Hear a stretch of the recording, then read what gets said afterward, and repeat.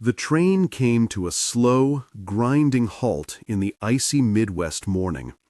Inside the cars, Japanese soldiers stood in stiff silence, packed tightly together, their breath visible in the frigid air. Most had not spoken in hours. They had expected to be pulled from the train and beaten. Instead, the doors opened to stillness and snow, not fists or rifle butts. As they stepped down onto American soil, many for the first time outside of combat, they were greeted not by chaos, but by the dull hum of routine. Uniformed guards stood at measured intervals.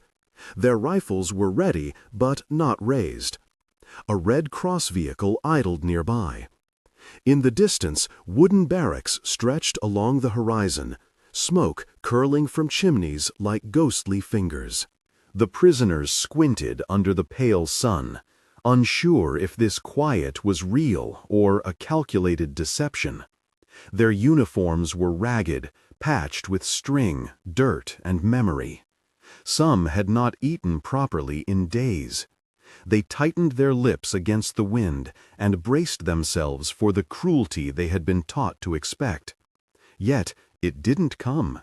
No screams, no clubs, just orders barked in English, translated calmly into Japanese. They were told to form lines, to move forward, to stay in formation. Everything was done with mechanical efficiency. But what unsettled them most was the absence of rage. The American guards did not sneer or spit. They did not kick their captives. Their eyes were alert but not bloodthirsty. For men raised on stories of brutal Western devils, this was impossible to process. As they were processed, deloused, and separated for medical evaluation, the prisoners waited for the trap to spring. They were stripped, inspected, weighed. One man flinched when a medic touched his shoulder, but the hand remained steady and neutral. Bandages were changed without insult. A feverish soldier was given water, not mockery. This quiet efficiency was more confusing than any weapon. When their lice-infested uniforms were burned and replaced with temporary garments, many looked away in shame. They weren't just losing their clothes. They were shedding something they didn't yet understand, the story they had been told about the enemy. No one said it aloud, but it passed through them like static. Why are they treating us like humans? The barracks were basic but functional. Inside, the air was dry and warm. There were rows of cots, wool blankets folded at the end of each. Some prisoners sat cautiously, half expecting the bedding to collapse under them. Others simply stood, unwilling to accept comfort so easily. The windows were small. The floor was clean. It didn't feel like punishment. Night fell quickly. From beyond the walls came faint American music playing through a radio in a guard post. The prisoners lay in their bunks, listening to sounds they couldn't understand, but which carried no menace. In the silence, one soldier whispered into the dark, "This is not how it was supposed to be." No one answered, but several others remained awake, staring at the wooden ceiling, equally bewildered. What shook them wasn't kindness exactly. It was the refusal of hatred. Every act of care, however minimal, contradicted a lifetime of conditioning. Their hearts beat fast, not from fear, but from confusion. For now, they were just prisoners in a strange, cold country. But the seeds of collapse had already been planted, not of body, but of belief. And those seeds would take root not with violence, but with the warmth of food, blankets, and something dangerously close to dignity. The following morning began not with screams or chaos, but with the sound of a bugle echoing across the camp yard. The tone was familiar to some of the prisoners, strangely echoing the same call used in Imperial Army camps. It was the first moment they forgot where they were, until they opened their eyes and saw the unfamiliar ceiling, the unfamiliar cots, and the unfamiliar routine. They stood slowly, still half expecting the true cruelty to reveal itself with delay. Hunger was gnawing at their insides, but it was fear that kept them silent. They were marched in formation across the snow-covered ground toward the mess hall. The cold bit at their hands and ears, but the sharpest tension came from not knowing what waited behind the door. Many assumed they would be fed slop, barely edible waste, or nothing at all. Rumors had spread in whispers the night before.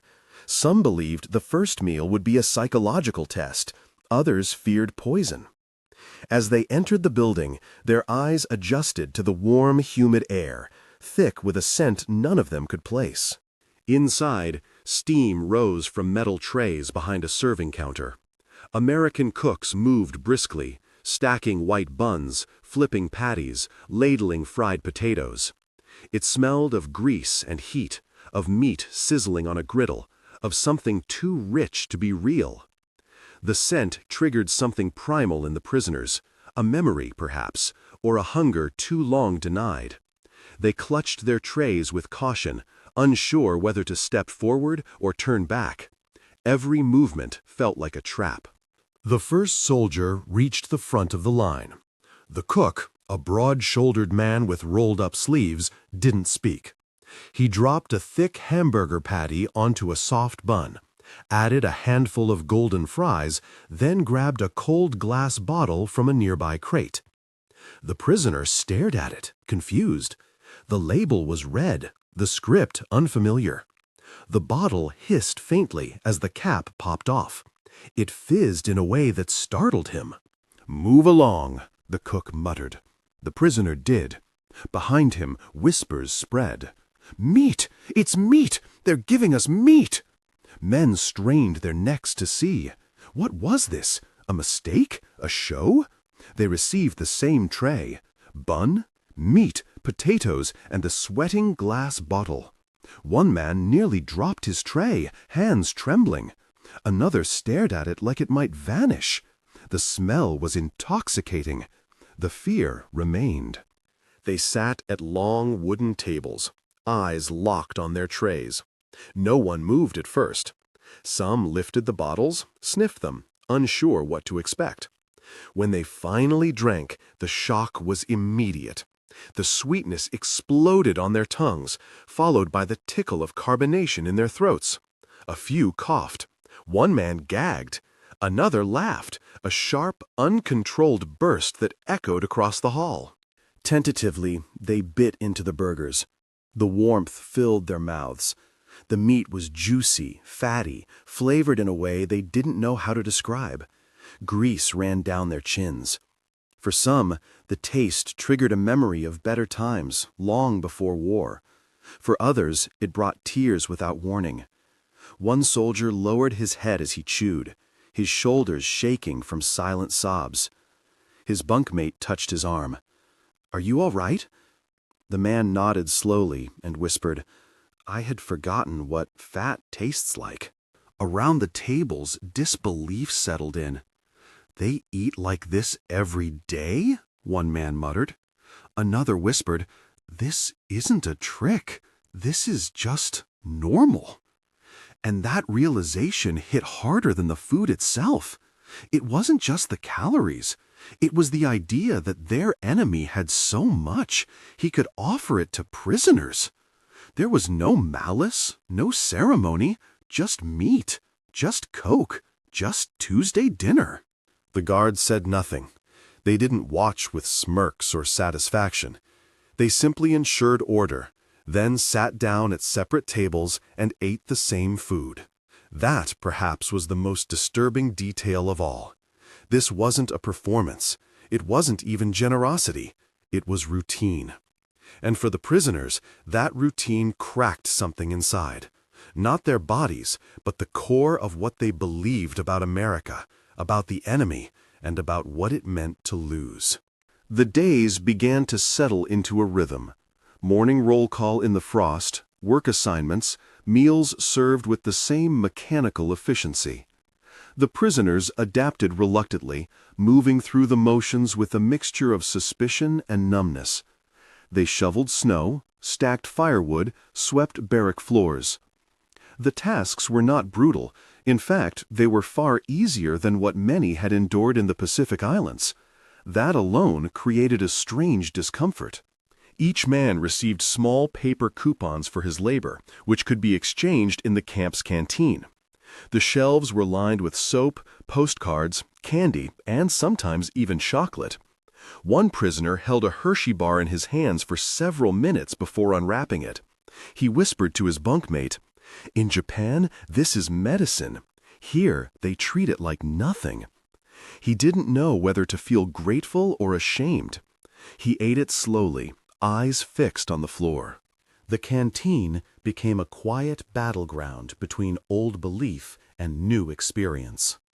The guards came and went, chatting with the clerk, joking casually, buying gum or cigarettes. The prisoners watched them from a distance, trying to decipher the mood. These were supposed to be enemies, but they laughed like boys. Their ease felt unbearable, as though war were a rumor, not a reality. In the evenings, silence fell heavily inside the barracks. Some men wrote letters, hunched over wooden desks, their pencils scratching out cautious messages home. "I am alive" became a common phrase. Others sat still, waiting for a reply that might never come. When a letter did arrive from Japan, it was sometimes worse than silence. Reports of starving families, bombed villages, children growing sick on grass and bark. One man received word that his wife had buried their youngest son. He folded the letter carefully and placed it under his pillow. At dinner that night, he pushed his plate away. "I eat like a soldier," he murmured, "while my children starve." No one knew what to say. The camp offered warmth and food, but it could not protect them from guilt. English classes were offered at night. A few curious prisoners joined, repeating simple words like bread, table, and door after the American instructor. Some did it for curiosity, others for distraction. But there were those who scoffed, accusing them of betraying their homeland. Why learn the enemy's tongue? Yet even those who refused to attend would listen from their bunks in the dark, silently repeating the strange sounds. Not all interactions were gentle. Some guards remained cold, offering nothing but commands. Others, like a young guard named Miller, lingered near the fence and showed prisoners pictures of his family. They couldn't understand his words, but they understood the faces. A mother, 2 sisters, a house with a porch. The prisoners responded by drawing their villages in the dirt. In those quiet exchanges, something flickered. Recognition. But tension never disappeared. Among the prisoners, arguments sometimes broke out. Some clung to the belief that Japan would still win. Others, worn down by routine and contradiction, whispered that defeat was inevitable. One night, 2 men shouted so loudly the guards intervened. "You dishonor our nation," one said. "And you dishonor reality," the other replied. Their words hung in the air long after the shouting stopped. As weeks passed, the routine pressed harder. No battles, no blood, just repetition. Wake, work, eat, sleep. For men who had once fought with rifles and bayonets, the silence itself became its own enemy. But still, each night, the smell of food drifted in from the mess hall. It was no longer shocking, but it never stopped reminding them that they were living better as prisoners than they had as soldiers, and that, more than anything, disturbed them most. Spring arrived quietly, melting the snow around the edges of the camp and softening the frozen ground. The routine inside remained unchanged, but something beneath it had begun to shift. The prisoners no longer flinched at the sound of English commands. They stood straighter during roll call, moved with more ease during work details. The fear that once gripped every action had dulled into wary acceptance. And with that acceptance came something more dangerous: curiosity. The guards, once viewed only as enforcers, became individuals with names and habits. One in particular, Private Miller, was young and spoke with a soft accent from Illinois. He often lingered near the barracks, showing photographs to any prisoner who would approach. Family pictures, his mother, 2 little sisters, a dog sitting in front of a porch. The prisoners didn't understand the words, but they understood the emotion in his voice. One of them pointed to the photo, then tapped his own chest and whispered, "Ha ha, chi-chi." The moment lasted only seconds, but it left an imprint. Other guards remained distant, issuing orders without expression, but now and then, even they would gesture in ways that revealed intention, not hatred. One day, a prisoner stumbled on an icy path, and a guard caught his arm before he fell.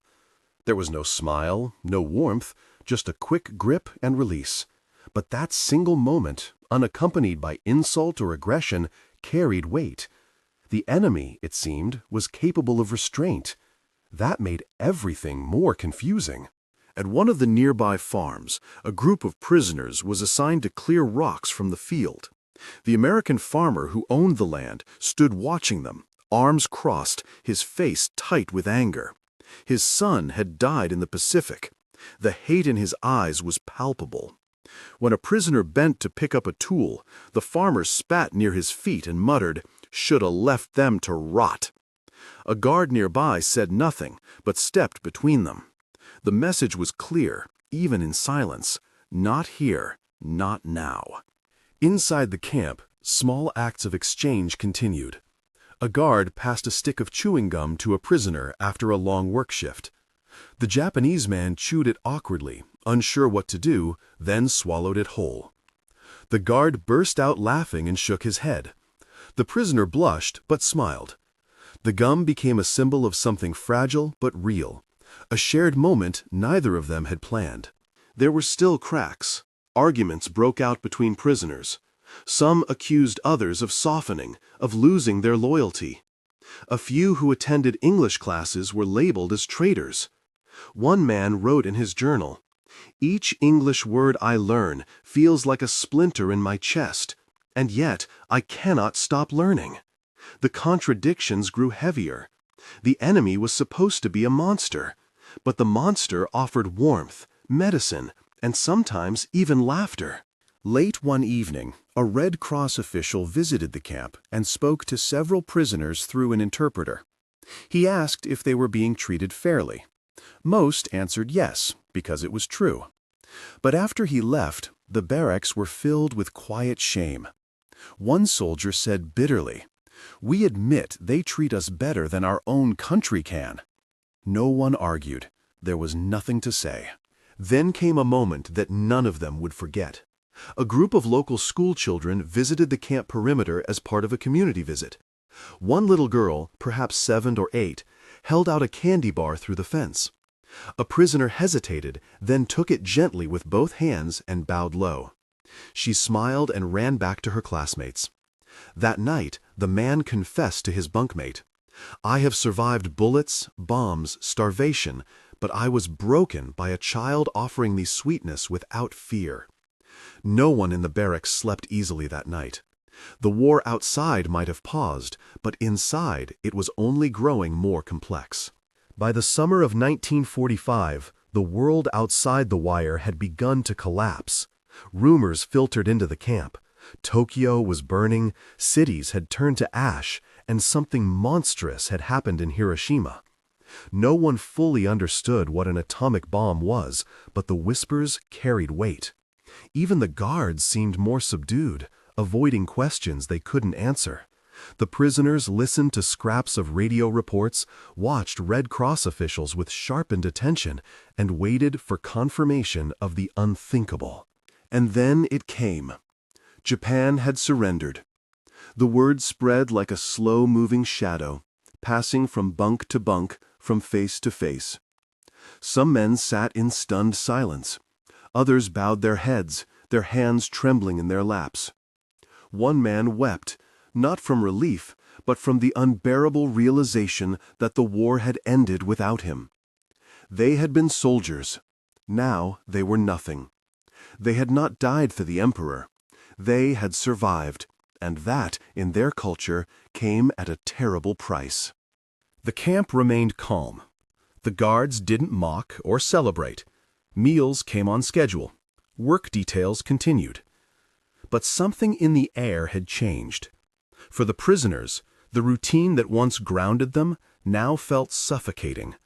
They were no longer warriors in waiting. They were defeated men, waiting to be sent home to a nation they no longer recognized. Preparations for repatriation began. Medical checks, uniforms issued, names called. The Red Cross compiled lists, and the reality of departure settled over the barracks like dust. Prisoners packed what little they had: a carved figure, a worn letter, an empty Coke bottle. One man held a folded note from a child who had offered him candy. He stared at it for hours, unable to throw it away. "This," he whispered, "hurts more than any wound." As they stood at the gates, ready to leave Camp McCoy, many turned back for one last look. The barracks, defenses, the towers, none of it resembled the prisons they had imagined. One prisoner muttered, "We came here thinking they'd break us with chains. They broke us with hamburgers." Another nodded silently. There was no triumph in their departure, only confusion. On the ship home, the silence was heavy. The men huddled together on deck, staring at the endless water. Some tried to rehearse what they would say to their families. Others could not speak at all. One man wrote in his journal, "I feared they would torture me. Instead, they fed me. I will carry the taste of that first meal for the rest of my life."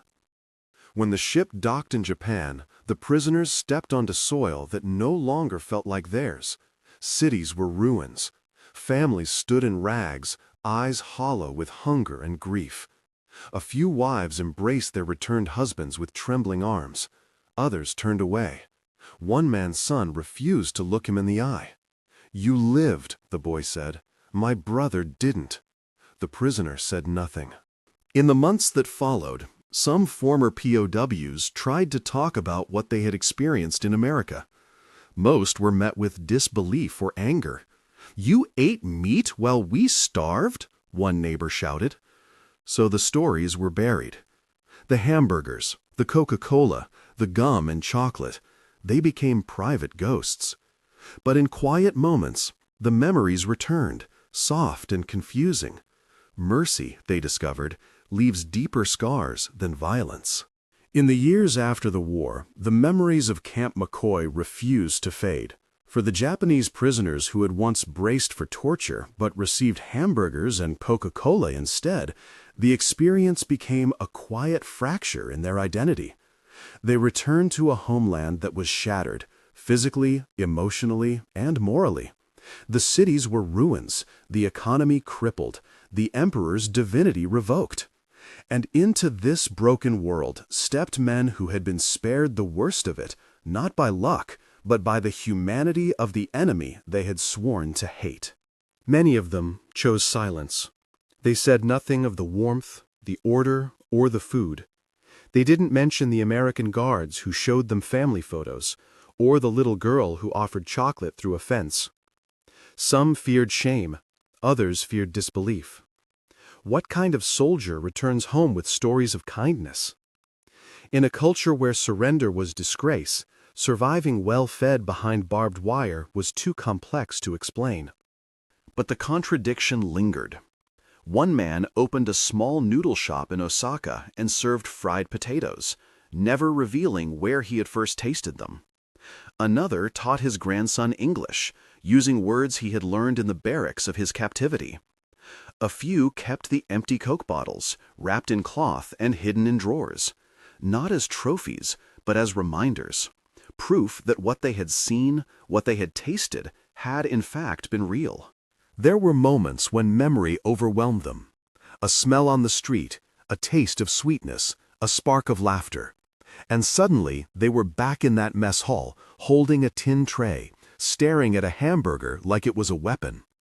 One former prisoner told a friend years later, "I knew I had lost the war when I tasted Coca-Cola. Because it meant they had more than bullets. They had comfort, and they gave it away. Some tried to speak publicly. A few wrote memoirs or shared their stories with journalists.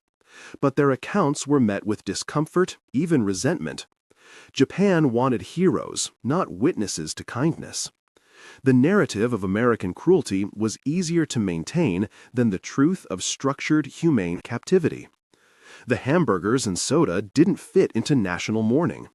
They disrupted the simplicity of victimhood. Still, the memories remained.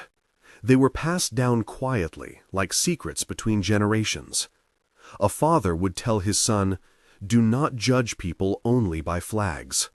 A grandfather would whisper, "Sometimes your enemy teaches you what it means to be human." The lessons weren't always accepted, but they lived on, in habits, in recipes, in quiet acts of tolerance. And then there were the dreams. Some men, deep into old age, still woke to the sound of the bugle in Camp McCoy, still remembered the taste of the first meal, still felt the confusion of being treated fairly by those they had been ordered to kill. The war had ended, but its aftermath was not written only in treaties or trials. It was written in taste, in memory, in the unbearable truth that mercy can be more haunting than cruelty. In the end, Camp McCoy did not break them with brutality. It broke them with decency. And perhaps that was more lasting. Violence wounds the body, but kindness, unexpected, undeserved, alters the soul. For those men, the hamburger and Coca-Cola were not just food. They were the beginning of a question they would carry for the rest of their lives. What if everything they had been told about the enemy was wrong? That question never truly left them.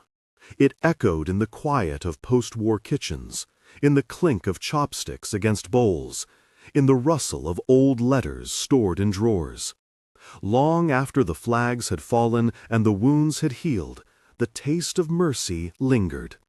Not as forgiveness, not as absolution, but as a reminder that even in war, a hamburger and a bottle of Coca-Cola can change a man forever.